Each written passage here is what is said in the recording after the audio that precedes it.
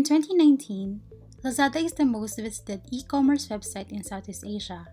It racks up to 150 million monthly views across Indonesia, Malaysia, the Philippines, Singapore, Thailand, and Vietnam. In this video, we will explore how Lazada got so big, from its European origin to its expansion in Southeast Asia. We're going to look at the region's consumer environment and Lazada's business model to see if it is sustainable in the long run. Lazada is now the largest online marketplace based on monthly visits in Southeast Asia. It hosts 155,000 sellers, 7,000 local and international brands, and carries over 300 million products. In 2016, Lazada recorded a total of $1.36 billion in annual gross merchandise volume. How did Lazada reach this point? There are two main factors. First is entering the market at the right time, and second is having a diversified business and revenue model. Let's explore the first one. Online shopping in its infancy was full of barriers for Southeast Asian consumers, at least in the Philippines where I'm from. Remember how difficult it was to buy things online? Because shipping fees were way too costly, even more than the item you wanted to buy. How about the delivery time? That took forever. Or worst, e-commerce websites didn't even ship to your location. Freight forwarding companies were the initial solution, especially for those of you who didn't have relatives based in the US or Europe. But it wasn't enough. Southeast Asian consumers were ready for an easier and much faster online shopping experience. Then, in 2012, Max Bittner founded Lazada with the backing of Rocket Internet, the company famous for copying business models of US tech firms in emerging markets. In short, Lazada is a clone of Amazon, and at the time when it soft launched in 2012, there were three main consumer and market characteristics that reinforce its quote-unquote right entry at the right time. These factors are also instrumental in its continued growth in the following years. First, growing internet penetration and mobile use. In 2010, internet penetration in Southeast Asia was at 25% with a total of 166 million internet users. Then it grew to 260 million in 2015. Finally, in 2019, there are now 360 million internet users in the region. For comparison, the United States has 293 million internet users. Internet penetration rate in Southeast Asia is 63%.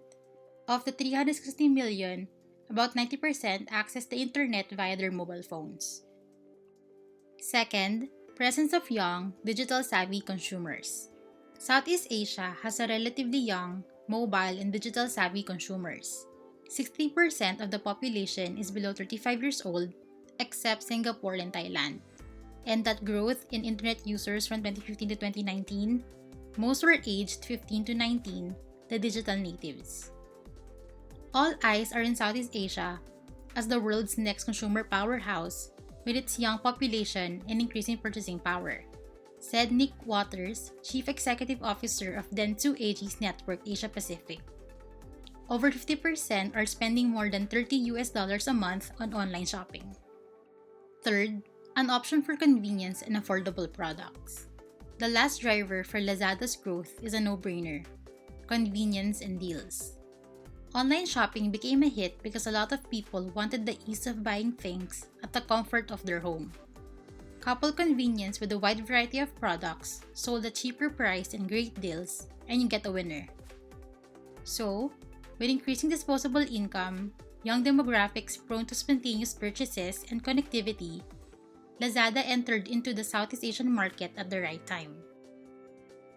But these same factors made other online marketplaces successful. Shopee, probably Lazada's next biggest competitor across the region, Tokopedia in Indonesia, Sendo and Tiki in Vietnam, Q10 in Singapore, and more. How does Lazada fight to stay on top? Let's look at its business model. Lazada has a lot of revenue streams built within its business model that contributed to its rapid growth. First, the marketplace. Launched in late 2013, Marketplace is Lazada's platform for third-party sellers. In 2014, it accounted for 65% of Lazada's overall sales. Simply put, the Marketplace offers retailers, big or small, access to millions of customers. An upgraded version of the Marketplace is LazMall, which was launched in 2018. As the official online store of international and well-known brands, LazMall guarantees 100% authentic products, 15-day free return policy, and next-day delivery. Through the Marketplace, Lazada earns a commission from third-party sellers. Second, e-tail. Lazada buys and sells its own products, and through funding, they are able to make subsidies in certain products. This allows Lazada to lower the prices up to 90%, which then attracts more customers to the platform. Third, ads or sponsorship. What to do with millions of web traffic? Most, if not all, with purchase-ready intent. Sell ad space not only on the homepage but also on individual product pages to third-party sellers. Fourth, customer acquisition and marketing. Lazada pumps a lot of money in customer acquisition and marketing. 7 years since its launch, it definitely became a household name for online shopping in Southeast Asia. This has 4 components. 1. Marketing localization. Even if it's a regional brand, Lazada is localized in each of the 6 Southeast Asian countries.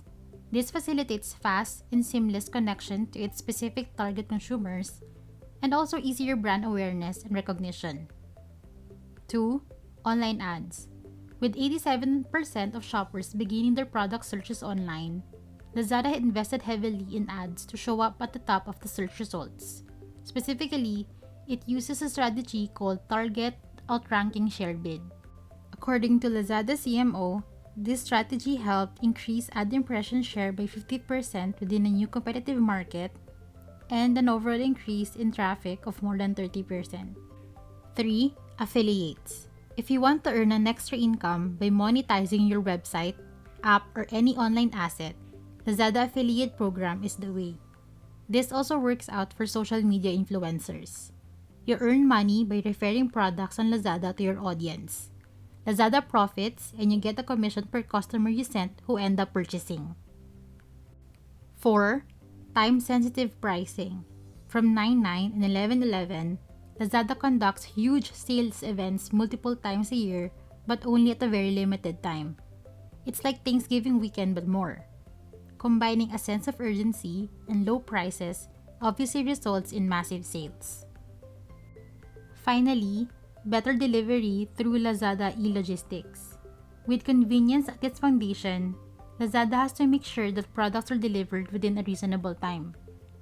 Most of Southeast Asia have inefficient and fragmented logistics infrastructure. To address this issue, Lazada created its own logistics service called Lazada e-logistics. Relying on a network of partners, robust infrastructure, and modern technology, Lazada's delivery time becomes more predictable, ideally within 72 hours for Southeast Asian main cities. So what do we know so far? Let's do a quick recap.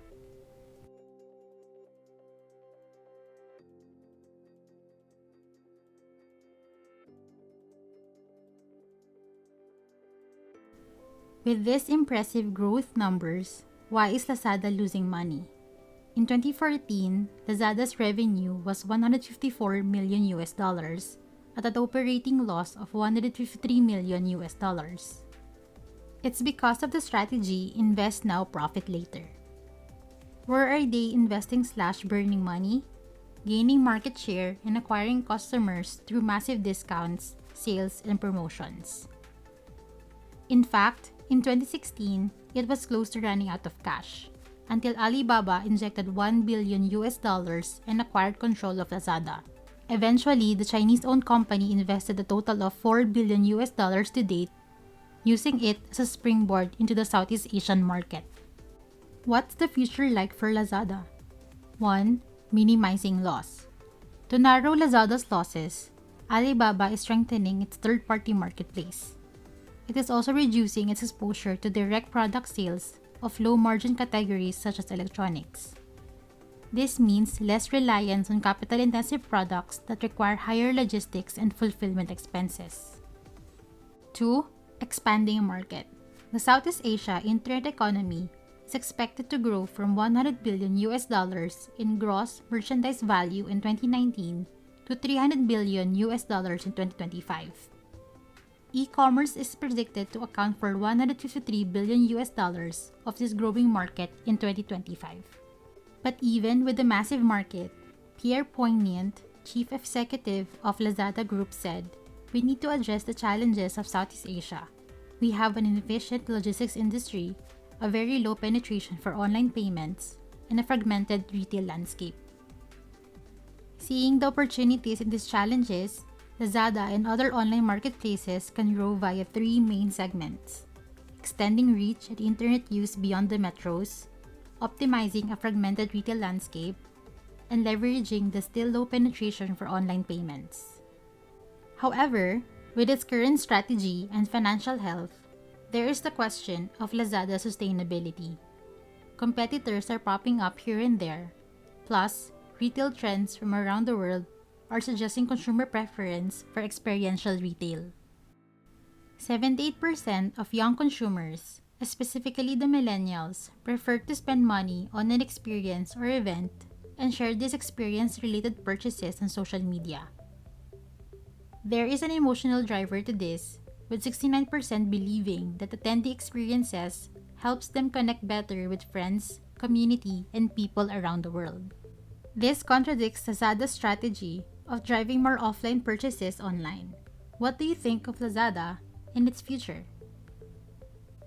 Thank you for watching.